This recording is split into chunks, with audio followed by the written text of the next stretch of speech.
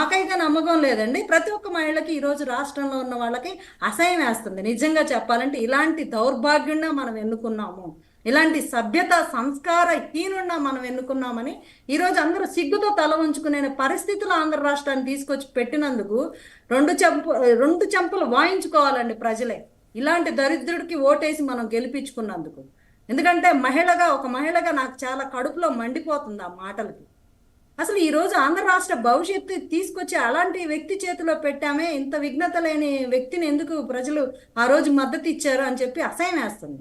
ఏ సభలో అయినా వెళ్ళండి అండి, ఆయన ఏదో 98% ఏదో తగలబెట్టా అని చెప్తున్నాడు కదా. ఆ 98% సంక్షేమం ఎగబెడితే ఇదిగో నేను మీకు ఇది ఏడ్చాను, మీరు నాకు దీవించండి అని నువ్వు చేసిన మంచి ఏదో చెప్పుకోడు. ఏం మంచి చచ్చిందని చెప్పుకోవడానికి ఏమీ లేదు. రాష్ట్రాన్ని అధోగతి పాలు చేసి అగమ్యగోచరంగా చేసి అందరిని దివాళకు. ఈ రోజు అండి అనకాపల్లిలో ఒక కుటుంబంలో 5గురు ఆత్మహత్య చేసుకున్నారు. ఎందుకు? ఆర్థిక భారం భరించలేక. అంటే పని ఈరా బాబు అంటే పని ఇవ్వకుండా పథకాలు ఇస్తానంటే ఎన్నాళ్ళు ఇస్తారు? పని లేకుండా ఎన్నాళ్ళు బతుకుతారు వాళ్ళు? అసలు కుటుంబాన్ని ఎలా నడుపుకుంటారు? ఎలా జీవనం సాగిస్తారు? ఈరోజు ప్రతి ఒక్క ఇంట్లోనండి, ప్రతి ఒక్క ఇంట్లో ఒక హత్య ఉంది, ఆత్మహత్య. అలాంటి పరిస్థితి ఈరోజు రాష్ట్రాన్ని ఆ దిశగా తీసుకెళ్ళి ఇంకా సిగ్గులేక ఆయన అసమర్థత అందరూ మొహం మీద ఉమ్ముతుంటే ఇక దాన్ని తుడుచుకోవడానికి ఎదుటి వాళ్ళ మీద బురద జల్లే ప్రయత్నం ఏంటండి? అసలు వ్యక్తిగత ఆరోపణలేండి. నిజంగా పవన్ కళ్యాణ్ గారి మీద ఏమన్నా పాలసీ పరంగా తప్పులుంటే మాట్లాడమనండి.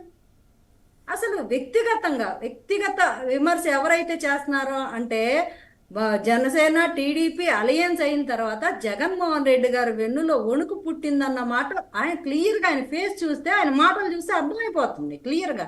జనాలే రేపు, అందుకని నేను పరదాలు పెట్టుకొని వెళ్తున్నానండి. జనాల్ని, ప్రజల్ని ఫేస్ చేసే సాహసం ఆయన చేయలేకపోతున్నాడు. ఆయన ఎక్కడో హెలికాప్టర్లో పైన వెళ్తున్నా కూడా కింద చెట్లను కొట్టేపిస్తున్నాడు. ఏదో అశోకుడు చెట్లు నాటించాడంటే జగన్మోహనుడు చెట్లు నరికించాడు అని మనం చదువుకోవాలి. ఇంకా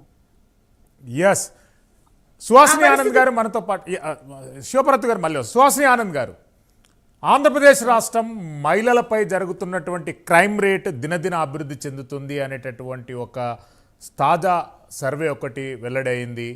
అసలు దిశ చట్టము, దిశ పోలీస్ స్టేషన్లు ఎంతో పకడ్బందీగా రాష్ట్ర ప్రభుత్వం ప్రారంభించినప్పటికీ ఎందుకు కట్టడి చేయలేకపోతుంది? శ్రీశైలం గారు నమస్తే. ఛానల్లో ఉన్న మహిళలందరికీ నమస్కారం. ఒక మంచి పదం ఇన్నాళ్లకి అసలు ఆంధ్రప్రదేశ్ లో దినదినాభివృద్ధి చెందుతోంది అన్నది దేనికైనా వాడాము అంటే అది క్రైమ్ రేట్ కా అనిపిస్తుంది మనకి. ఎందుకంటే దినదినాభివృద్ధి చెందింది ఏమీ లేదు ఇప్పటి వరకు ఆంధ్రప్రదేశ్ లో. సో టైం హ్యాస్ కమ్ అండి. ఇంకా ఆల్మోస్ట్ ఎలక్షన్స్ అంటే అట్లీస్ట్ ఒక అంశంలో మనం నంబర్ 1 అని చెప్పుకోగలుగుతున్నాం, పాజిటివ్ ఆర్ నెగిటివ్. అదే, ఎందుకంటే ఆ పదం అసలు చాలా కాలం అయింది విని. అభివృద్ధి అన్నది అసలు నోచుకోలేదు మన రాష్ట్రం. ఇక్కడైనా దినదినాభివృద్ధి అంటే దీనిలోనేమో అనిపిస్తోంది. ఒకటి మహిళల్ని టార్గెట్ చేస్తూ, మహిళలని ఏదైనా అంటూ, మహిళలతో అనిపిస్తూ, సో ఇవన్నీ ఏంటంటే ఇది రాజకీయంలో మార్చాలండి. మార్చడానికే మాలాంటి వాళ్ళం వచ్చాము. ఎవరో మాట్లాడారు అని దానిపైన వాళ్ళు ఎందుకండి అలా మాట్లాడుతున్నారు, చీ కాదు ఏంటిది మహిళలు, దీస్ డేస్ ఆర్ గాన్ అండి.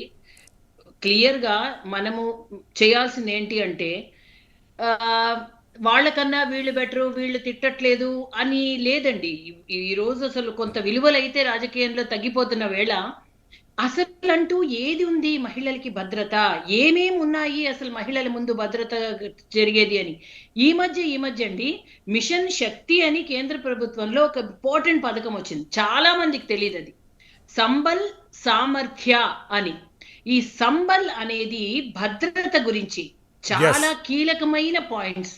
ఎందుకు చెప్తున్నా అంటే ఈ మాట్లాడే వాళ్ళు, ఈ మహిళల్ని కించపరుస్తూ చేసేవాళ్ళు, ఇది ఎంత అది అనెండింగ్. అది దానివల్ల మనకి ఒరిగేది ఏమీ లేదు. జస్ట్ 5 years లో ఒక్క ఓటుతో ప్రతి మహిళ సమాధానం చెప్పేస్తోంది. కాబట్టి ఇంకా ఇప్పుడు వచ్చేది definitely there will be a change in the next government ఈ ఆంధ్రప్రదేశ్ లో. ఇక్కడ ఏంటంటే ఈ సామర్థ్య అనేది సాధికారత గురించి అండి. దానిలోకి వెళ్తే ఇదే కాదు, 1 stop సెంటర్స్. అసలు ఇప్పుడు మీరు ఇందాక మాట్లాడుతున్నారు దిశ అని. ఎప్పుడు పెట్టారండి దిశ? 21 days లో మొత్తం ఎఫ్ఐఆర్. మొట్టమొదటి పోలీస్ స్టేషన్ విశాఖపట్నంలోనే పెట్టారనుకుంటా. హా, అన్నిటికీ విశాఖపట్నంలోనే పెడుతున్నారులేండి. మొదటి నుంచి విశాఖపట్నంలో పెట్టంది లేదు, విశాఖపట్నంలో చెయ్యంది లేదు. So if I'm right Gajuwaka అనుకుంటారండి. ఎస్. Yes. ఉన్నాయండి. బికాజ్ ఇక్కడ ఏదున్నా సరే ఇక్కడ ఒక బ్రాంచ్ 100% ఉంటుంది. ఇక్కడ ఏంటంటే 21 days లో అసలు లీగల్ ఫ్రేమ్ వర్క్ లో ఫిట్ ఇన్ అవ్వట్లేదు, మార్చి పంపించండి అని కేంద్ర ప్రభుత్వం ఎన్ని సంవత్సరాలు అయిందండి చెప్పి. సో ఒకటి చిత్తశుద్ధి అనేది లేదు, నిజంగా కూడా భద్రత కల్పించాలి అనే ఒక ఆలోచనే ఉంటే సో మినిమం దానిపైన కొన్ని స్టెప్స్ తీసుకోవాలి. అట్లీస్ట్ 40 to 45 days వాళ్ళకు ఒక ఇది ఉంది, ఒక లీగల్ గా ఏంటి అని.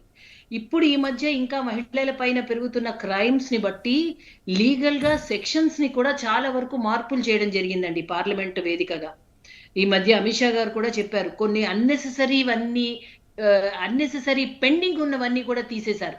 ఐ థింక్ దీనిపైన కూడా ఖచ్చితంగా విత్ లీగల్ అడ్వకేట్స్ మీరు రాను మహిళల రక్షణ నిజంగా మనం భద్రతే కనుక కోరుకునే వాళ్ళం అయితే ఇది లీగల్ ఆస్పెక్ట్స్ ని గురించి డిస్కస్ చేస్తూ ఎవరు ఏ విధంగా అప్రోచ్ అవ్వాలి. ఎందుకంటే ఈ ఆంధ్రప్రదేశ్ లో ఇప్పుడు ఈ రాష్ట్ర ప్రభుత్వం ప్రవేశపెట్టిన ఒకే దిశ చట్టం ఇది ఎలాగూ లేదు. ఇదే కాదండి, దిశ పోలీస్ స్టేషన్స్ కూడా పెట్టారు. చాలా ఏది పనిచేస్తోంది. అండ్ వాట్సాప్ జస్ట్ 1 కాల్లో వాళ్ళు సబ్స్క్రైబ్ చేసుకుంటే వీళ్ళు ఏదో వెంటనే వాళ్ళకి రక్షణ కోసం వచ్చేస్తారు ఎంతమంది అని. ఇదంతా కూడా డేటా కలెక్టింగ్ ప్రాసెసే తప్ప నిజంగా చిత్తశుద్ధిగా వాళ్ళ 1 కాల్లో ఏ అమ్మాయికి అటెండ్ అయ్యారు రక్షణగా అది వాళ్ళు చెప్పాలి. ఇది గనక మనం చూస్తే రికార్డులో ఏమీ లేదు.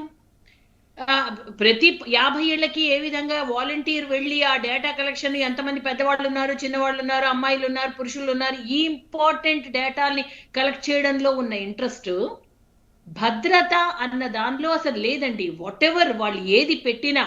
మీకు ఇంకొకటి చెప్తాను, ఏదైతే దిశ పోలీస్ స్టేషన్ అని పెట్టారో వాట్సాప్ నెంబర్కి వాళ్ళు ఒక్కసారి వాళ్ళు డౌన్లోడ్ చేసుకోవాలి ఆ నెంబర్కి అని చెప్పారో ఆ విధంగానే డేటా వాళ్ళు కలెక్ట్ చేయడమే కాకుండా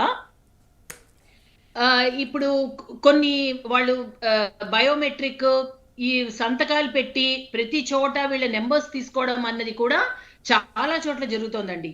ఒక 5 రకాల అసలు మేము చూస్తే ఆశ్చర్యపోయాము. ఇదంతా కూడా డేటా కలెక్టింగ్ లో భాగంగానే జరిగాయి. ఇదంతా మనం దానికి చాలా పేర్లు ఉన్నాయి. I think I miss some record. అది ప్రతి వాళ్ళ ఇన్ఫర్మేషన్ ఈ ప్రాసెస్ ద్వారా వాళ్ళకి వెళ్ళిపోతుంది.